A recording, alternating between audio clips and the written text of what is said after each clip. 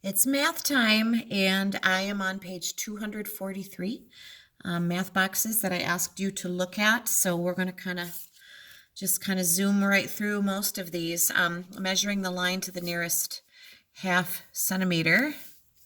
So I get my centimeter side up, and it looks to be closer to 5 than it is to 5.5, so we will call it 5 with the cm for centimeters. I hope you were able to see that. Circling the units you would use to measure the height of a third grader. Would I use inches, miles, or square yards? Definitely inches. Miles, no. Square yards is like for area, like if you were going to carpet a room or something. The length of a basketball court, miles, feet, or inches, I would use feet. Inches, a basketball court is a lot bigger than the height of a third grader, and feet would make more sense there. The picture, looking for the triangular prism. Well, this is a cone. Here is a sphere. This is a pyramid, right? It's actually a square pyramid because of its base. Here is your triangular prism. So can't resist getting a little review in there as we go through. Now, for this one, I went ahead and it said rectangle HFCD. I outlined it with my pen so you can see it clear that we weren't talking about the whole grid. I hope you caught that. And it says HFCD is a what kind of rectangle? Well, it is 1, 2, 3, 4, 5, 6. It's 8 long by 2 high. So it is an 8 by 2 rectangle. So the area would be 8 times 2, or 2 times 8 would be 16 square units for the unit of that. This whole thing would be 4 times 8, which would be 32. The area would be doubled, but we're not doing that, right? Multiplication, we're going to keep practicing it the old-fashioned way. So I wrote it that way. We're not using that lattice this year. 6 times 4 is 24. 6 times 8 is 48, plus 2 more makes 50. Sliding over by putting that 0 going to the left. 5 times 4 is 20. Putting your 0 down, carrying the 2. 5 times 8 is 40, plus 2 is 42. We add our layers, and I get 4,704. I hope that matches you. Number 6, the maximum number of points scored by a player in a basketball game, or in this game. I see a 22, which would be the largest, which is what maximum means. Minimum is the least. Someone scored 5. That appears to be the least. Range would be 22 minus 5. And that would be 17 points. So maximum take away minimum for the range. Now, I want to spend a minute on the back. This is weird. I think I'm going to attach some kind of YouTube link that will teach you about volume. If we had been together, we would have had some paper cutouts that look kind of like this, and we would have folded boxes. And then we would have taken our little blue cubes and we would have filled the boxes with layers of blue cubes to see how many cubes it takes. Because what volume actually means is how much a container can hold, the volume of the container. And we would have learned a little bit about tall boxes versus longer boxes versus more square looking boxes to see if we could learn anything and about the volume. Now, we have learned that area, the formula for area is length times width, because a rectangle is a flat two-dimensional shape. And so we can do that by multiplying the long side by the short side, okay? Side times side. Volume has a different formula. If this was our box and we were filling it with little cubes, okay, we would fill it in layers. And the bottom layer of this box would be 3 across by 3 wide. And you can see that it is 3 wide. This is, or 3 tall. It's a cube, okay?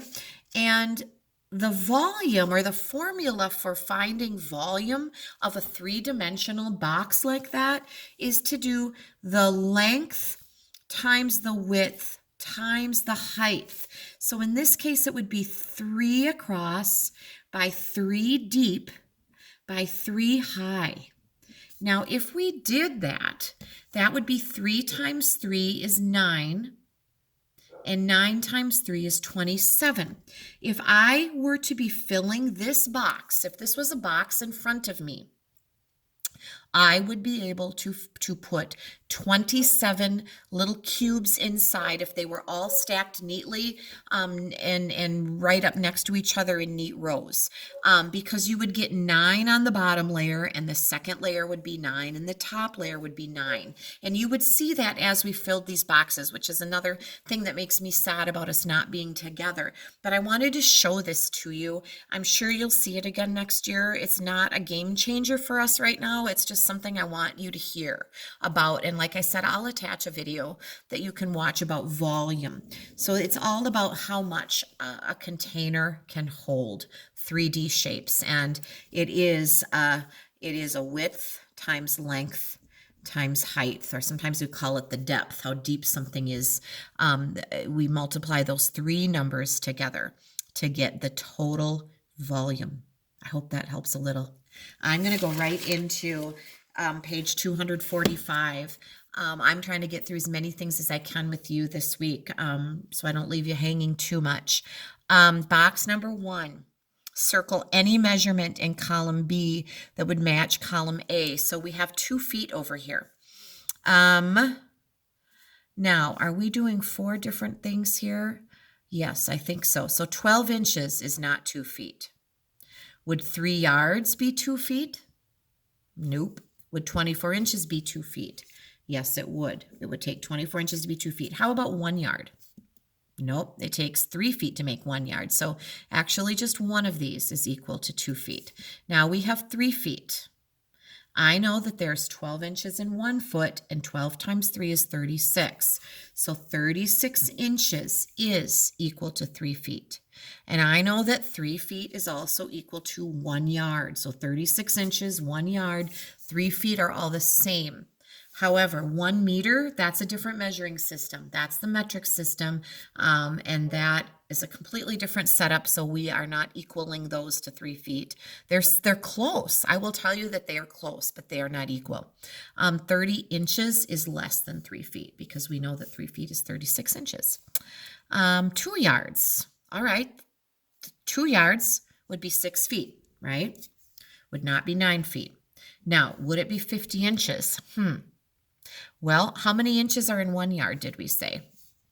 1 yard is 36. So 2 yards would be 36 times 2, which would be 72 inches. Oh, there it is. 72 inches, not 50. Okay. All right. 2 to multiply here. I did the multiplying ahead of time because you guys know how to do these, right? And I'm just checking them with you. So when I add the layers, I get 2,322. I get 5,824 on the second one. I hope these are getting easier for you. There are 20 crayons in a box. Half of the crayons are broken. Okay, if you have 20 crayons and half are broken, half of 20 is 10. 1/4 of the crayons are red. What's 1/4 of 20? 20 divided by 4. What would that be? If you said 5, you are correct. 4 times 5 is 20. If we divided 20 into 4 equal groups, we would have 5 of those crayons red. Now, we are putting these numbers in order from smallest to largest, and I see some negative numbers. I see some decimals. Oh my gosh, what are we going to do? Let's look. Well, let's just look at the first one. So sometimes just breaking it down. If we go from 0 up to 6, and then we have a -3, does that make sense? And then to 1500ths? No, this one does not make sense. Well, my puppy sure wants to come in and see me. She's going to have to wait. 6, then to 1500ths. Now 6 is 6 whole. 1500ths is part of 1. This is not in order. This is all over the place. 1500ths, then down to 0, that goes backwards. Down to -3, way up to 6. These are not in order. Boy, I hope letter D is in order. Start at -3, up to 0, yes. Up to 1500ths, up to 6. This one is the one that is in order from smallest to largest. All right, 2 more here. Decimal review. Write the number that has a 2 in the thousandths place. That's way over here, you guys. Remember the spitty decimal? A 6 in the ones place would be on the left of the decimal. a 3 in the hundredths, and a 4 in the tenths. This would give us the number 6 and 432 hundredths, tenths, hundredths, thousandths. All right, and a table with some time here, some clocks. 7 o'clock adding 25 minutes, that's an easy one, right? It would be 7:25. Unfortunately, the others are not as easy. If we start at 3:15 and go forward 25 minutes, 15 minutes would get us to 3:30, but we'd need 10 more minutes past that, so we would be at 3:40. If we're at 5:45 and we need to go 25 minutes, if we went 15 minutes, we'd get to 6 o'clock. 10 more minutes beyond that, 15 plus 10 is 25, would get us to 6:10. Now, the last two we have to go backwards because if 7:40 came out, we have to actually take 25 minutes away from that. If that's a little hard to picture, you could even take the 7:40 minus the 25. And are you seeing this on your screen here? I get 15. If it was, let's just look and see if this works now. If it was 7:15 to start and we went forward 25 minutes, would that make sense? 30 minutes would get us to 7:45, so 25 minutes would be 5 minutes less. That is correct. 11:10, going backwards, would get us to 10:45. 10:45, fast forward 25 minutes, gets you to 11:10. 30 minutes would have been 11:15. Do you see that? So these might have been a little tricky. I hope that those are making sense. I'm going to stop us here because these videos get long, and you know me and my issues with uploading. So we kind of buzzed through some good things today. I hope they're all making sense to you.